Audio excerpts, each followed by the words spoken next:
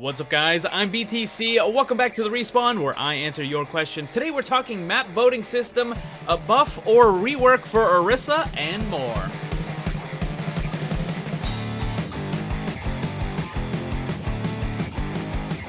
Today's video is sponsored by Audible. You can get a free audiobook to keep forever and support the channel by using the link down below. Today I'm recommending The Blade Itself by Joe Abercrombie. This is an amazingly good book that has a similar feel to the Game of Thrones series. So if you're waiting for the next season of the show to start, I highly recommend filling the time with The Blade Itself and the rest of the books in the First Law trilogy.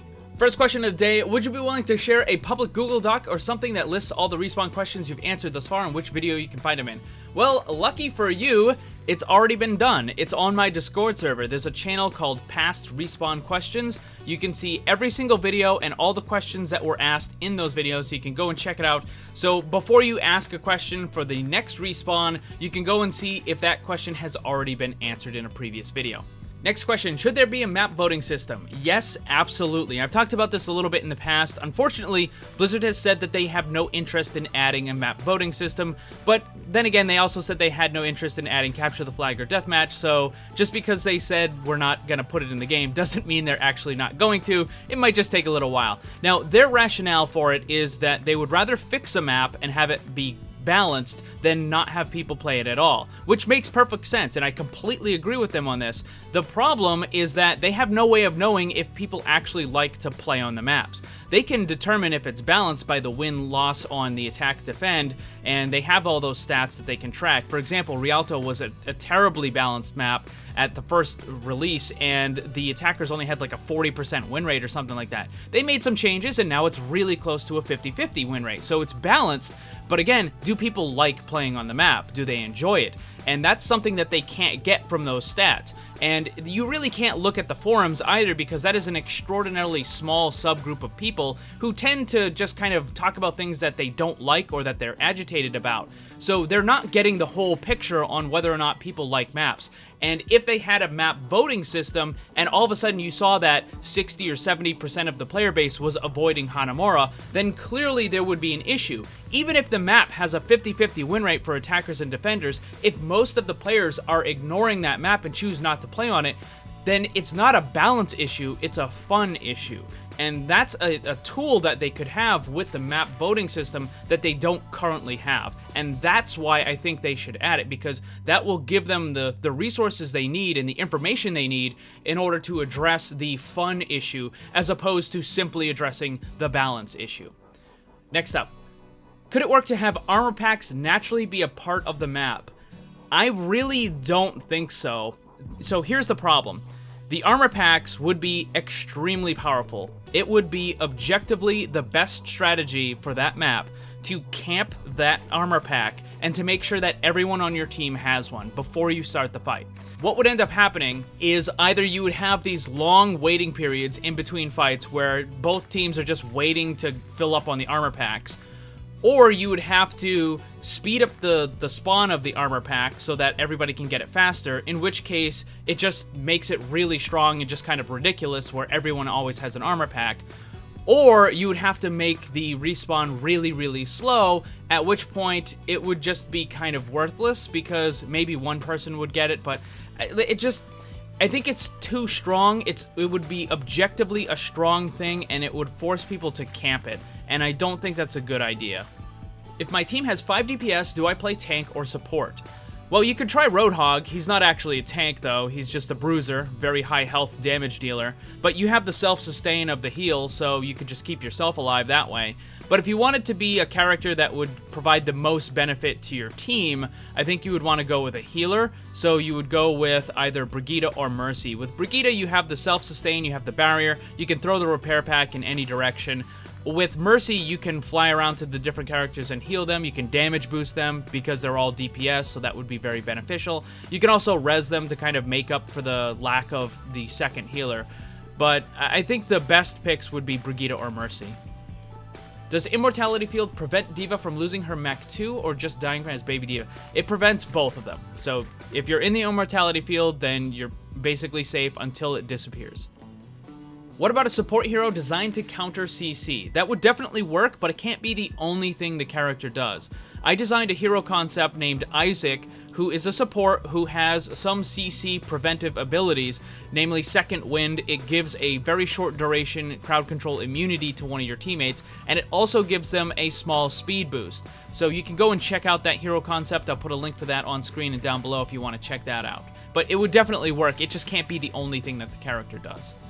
Do you think the changes to Widowmaker's ultimate are a buff or a nerf? They are definitely a nerf. There is no question about it. The bad aspect of the change far, far outweighs the good.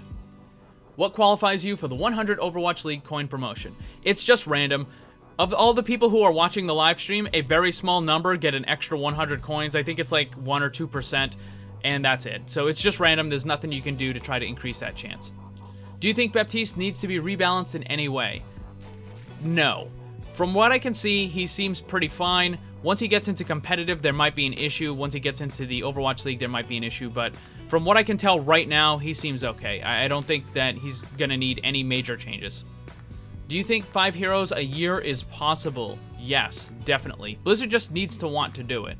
There are other game studios that can put out a new character once a month or once every 2 months. So it's very possible. It's just Blizzard needs to want to do it. I mean, I realize they're a small indie dev company and it might be difficult, but, you know, I think it's possible.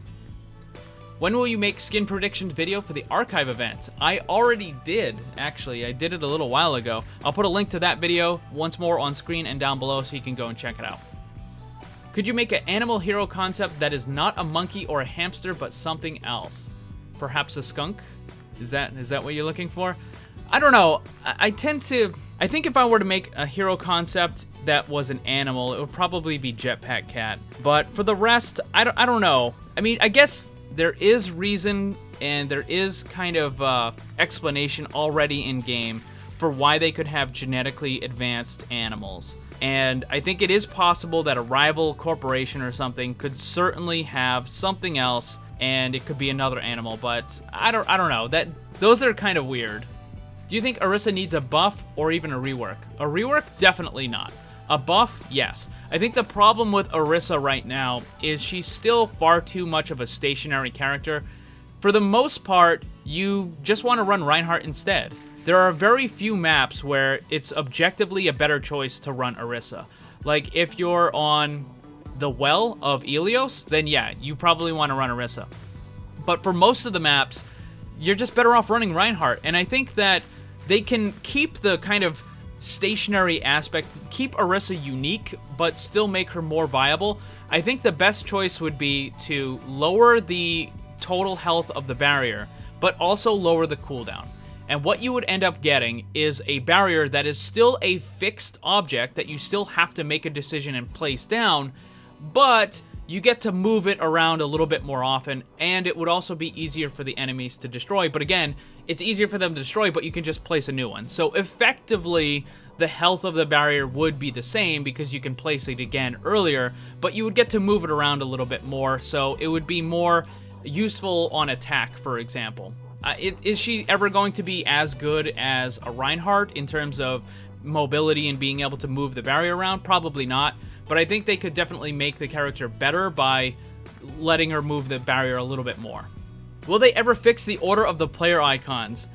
I don't know. I really don't know why it hasn't been fixed already. It's such a simple thing. You would think that one of the Overwatch devs would look at that and just say, you know what? For the next hour, I'm going to go in and I'm going to fix the order of the icons, and just, that'll be it. But it just hasn't happened, and I don't know why. It seems like such a simple thing. Just fix the icons. Put them in the correct order. Do you think there will ever be a female Shimada sister? Well, I mean, they retcon stuff all the time, so sure, why not? How often do you play competitive? Not very often at all. To give you an idea, my Season 14 placement matches took place about 3 hours before Season 14 ended, and I did that just to get the extra end of the season competitive points. So I don't get to play that much. That's going to be all the questions for this week. Thank you to everyone who submitted one. If you didn't get picked, try again next week. Thanks for watching, and if you'd like to see more, subscribe and hit that bell so you don't miss anything. Also, come hang out in my Discord server and my Twitch live stream. Special thanks to my Patreon supporters. If you'd like to see what kind of cool VIP rewards you can get, check the links down below. And remember, always blame the controller, because it's never your fault.